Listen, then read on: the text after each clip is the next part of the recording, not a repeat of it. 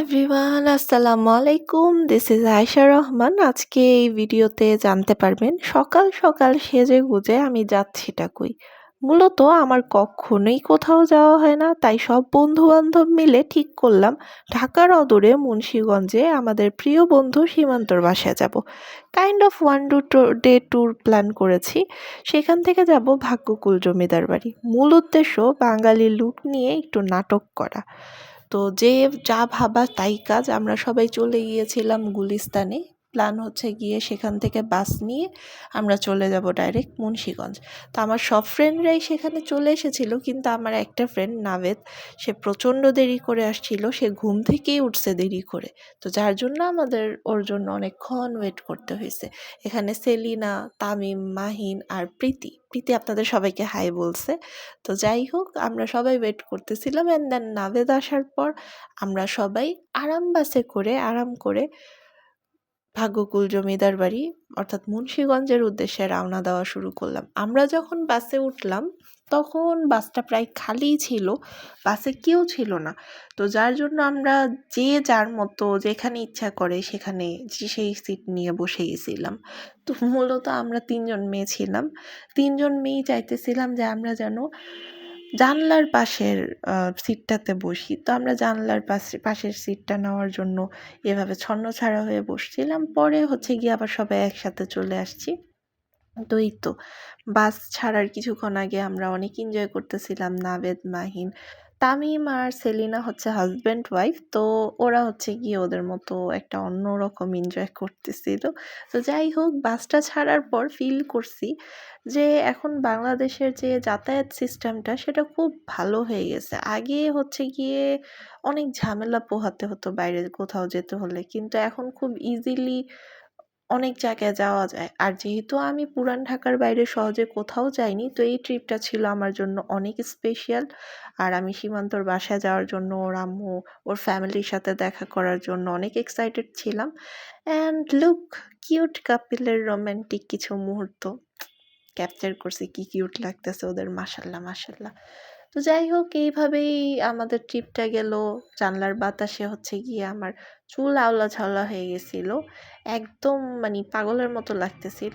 আর এভাবেই এনজয় করতে করতে আমরা চলে গেছিলাম সীমান্তর বাসায়। সীমান্তর বাসায় পৌঁছানোর পর আমরা অনেক টায়ার্ড ছিলাম। আমরা এতটা ক্লান্ত ছিলাম যে সবাই যার যার মতো বেডের মধ্যে পড়ে রইছে। আর প্রীতি আমাদের জন্য আতা ফল মানে ভেঙে দিতেছিল। অনেক ভালো মেয়ে। তারপর হচ্ছে গিয়ে আন্টি আমাদের জন্য অনেক মজার, মজার মিষ্টি জাতীয় আইটেম দিয়ে আমাদের আপ্যায়ন করছে। অনেক মজার একটা ফিরনি রান্না করেছিল আন্টি, নারিকেলের নাড়ু। অ্যান্ড দেন আমি আন্টিকে জ্বালানোর জন্য আন্টির রান্নাঘরে চলে যাই। যেয়ে দেখি আন্টি আমাদের জন্য মাটির চুলায় খুব মজার কিছু আইটেম রান্না করতেছিল আমাদের লাঞ্চের জন্য। আর সে আমাদের জন্য অনেক কিছু রেডি করছে। তারপর এই কিউট বানরটা পাইছিলাম। তারপর যা ভাবা সেই কাজটাই সবার আগে আমরা করছি, যে আমরা সবাই হচ্ছে গিয়ে বাঙালি শাড়ি পরে রেডি হয়ে গেছি। আমি খুব সুন্দর মেরুন কালারের একটা শাড়ি পরছিলাম। আর আমার ফার্স্ট টাইম বাঙালি স্টাইলের শাড়ি পরা। তো বাঙালি স্টাইলের শাড়ি পরার পর নিজেকে দেখে নিজেই কাইন্ড অফ মুগ্ধ হয়ে গেছিলাম যে এত জোস লাগে বাঙালি শাড়িতে আমাদের। সবার একবার হইলেও বাঙালি স্টাইলের শাড়ি পরা ট্রাই করা উচিত মেয়েদের। তো তারপর হচ্ছে গিয়ে ভাবলাম যে কিছু একটা মিসিং মিসিং লাগতেছে নিজের মধ্যে। এত সুন্দর করে শাড়ি সেট সবকিছু পরার পরও কি মিসিং লাগতেছে। তারপর মনে পড়ছে যে হ্যাঁ, আমি আলতা দিতে ভুলে গেছি।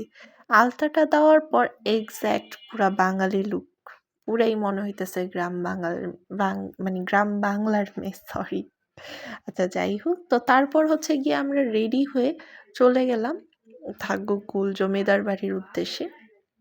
আমরা হচ্ছে গিয়ে একটা অটোরিকশা নিয়ে সেখানে সবাই যাচ্ছি। আর অটোরিকশায় বসার পর আমি ফিল করলাম যে আমার যে ২ টা ফ্রেন্ড প্রীতি আর সেলিনা, তারা খুব সুন্দর সাদা শাড়ি লাল পাড় আর কি শাড়িটা পরছিল। ওদের দেবদাসের ঐশ্বরিয়া রায়ের লুকটা দেখে আমার কাইন্ড অফ আফসোস হইতেছিল যে ইস, আমি এই লুকটা মিস করে গেছি। আমি যদি ওই শাড়িটা সামহাউ কালেক্ট করে পরে ফেলতাম তাহলে আমার যে একটা মানে ওই দেবদাসের ঐশ্বরিয়া রায়ের যে লুকের যে ইচ্ছাটা, যেটা সব বাঙালি মেয়েদের মনের ভিতর থাকে যে আমি রিক্রিয়েট করব, ওটা রিক্রিয়েট করা হয়ে যেত।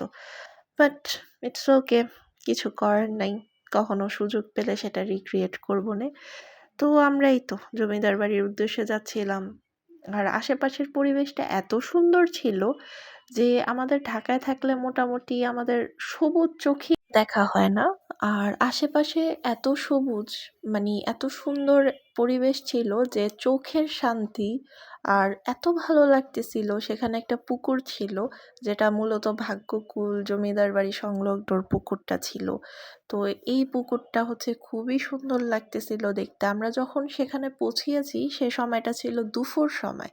তো দুপুরের পর যখন বিকাল থেকে সন্ধ্যা হয়ে আসতেছে সেই সময়টায় জমিদার বাড়ির যে পুকুরটা সেটা দেখতে অনেক সুন্দর লাগতেছিল। যারা হচ্ছে প্রকৃতিপ্রেমী তারা এই দৃশ্যটা দেখার জন্য একবার হলেও জমিদার বাড়িতে ভিজিট করবেই, আমি ড্যাম শিওর। যাই হোক, জমিদার বাড়ি নিয়ে আমি খুব এক্সাইটেড ছিলাম।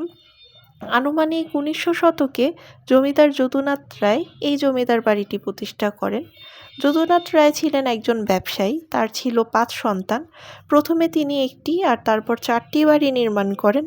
তবে সবগুলো বাড়ি গ্রিক স্থাপত্য আদলে তৈরি করা, যা এখন ধ্বংসপ্রায়। তার এই ধ্বংসস্তূপ এখন পর্যটকদের কৌতূহলের কারণ। অযত্ন অবহেলায় এই জমিদার বাড়ি বহুদিন যাবৎ পরিত্যক্ত। তবে পুরনো প্রাচীন দেয়ালগুলো কোনো এক সময় জীবন্ত গল্পের প্রমাণ। আর এই জীবন্ত গল্পই আমাকে এই জমিদার বাড়ির দেয়ালগুলোর কাছে টেনে নিয়ে যাচ্ছে। কবি কবি ফিল হচ্ছিল এটা বলার সময়, বাট স্টিল আমি হচ্ছে গিয়ে প্রাচীন আমায় টানে ওই টাইপের মেয়ে। আমার হচ্ছে গিয়ে যখনই ছবিতে এরকম প্রাচীন কোনো বাসা বা প্রাচীন কোনো ছবির যাই দেখি আমার মনে হয় যে ওই জায়গাটাতে আমার যাওয়া উচিত, যে হচ্ছে গিয়ে সেটা নিজের চোখে দেখা উচিত। কারণ হচ্ছে কি, প্রাচীন জায়গাগুলোর না দেখলে মনে হয় যে সেখানে একটা গল্প আছে, সেখানকার একটা ব্যাপার আছে, যে ব্যাপারটা হচ্ছে হাজার বছর পুরানো। আর ওই স্মৃতিগুলা দেয়ালে লিখা থাকে। আর এই যে আমার ফ্রেন্ড সীমান্ত, আর আমি ওর থেকে সানগ্লাসটা নিয়ে একটু সানগ্লাস পরে ফ্লেক্স করছিলাম। দেন হচ্ছে দুপুর হয়ে গেছিল অ্যান্ড আমরা মানে প্রায় বিকাল হয়ে গেছিল আর আমরা অনেক ক্ষুধার্ত ছিলাম। আর আমরা চলে আসছি সীমান্তর বাসায়। সীমান্তর আম্মু আমাদের জন্য অনেক অনেক কিছু রান্না করছিল। আন্টিকে অনেক অনেক থ্যাংক ইউ যে আমাদেরকে এভাবে মানে আপ্যায়নটা করছে আর এত মজার খাবার রান্না করছে উনি এত কষ্ট করে আমাদের জন্য। আমরা অনেক কৃতজ্ঞ তার প্রতি। এত মজার আইটেমগুলো রান্না করছে, রুই মাছ, ইলিশ মাছ, মুরগি। আর আমরা এত বেশি খেয়ে ফেলছিলাম যে খাওয়ার পর আমরা মোটামুটি সবাই অনেক বেশি টায়ার্ড হয়ে গেছিলাম। আর ছেলেদের অবস্থা তো আরও খারাপ, ওরা তো হয়েছে গিয়ে পারে না, সেখানে ঘুমাইয়েই যায়, এরকম অবস্থা ছিল। যাই হোক, আমরা হচ্ছে গিয়ে অনেকক্ষণ এনজয় করছি। আর যখন আমরা বের হয়ে যাব সীমান্তর বাসার থেকে তখন সীমান্ত হচ্ছে গিয়ে আমাদের জন্য দই নিয়ে আসছে। আর এই দইটা হচ্ছে তাদের মানে নিজেদের পাতা দই। আর এত মজা ছিল, এত ন্যাচারাল টেস্ট ছিল বলার মতো না। ওকে এভরিওয়ান, আল্লাহ হাফেজ।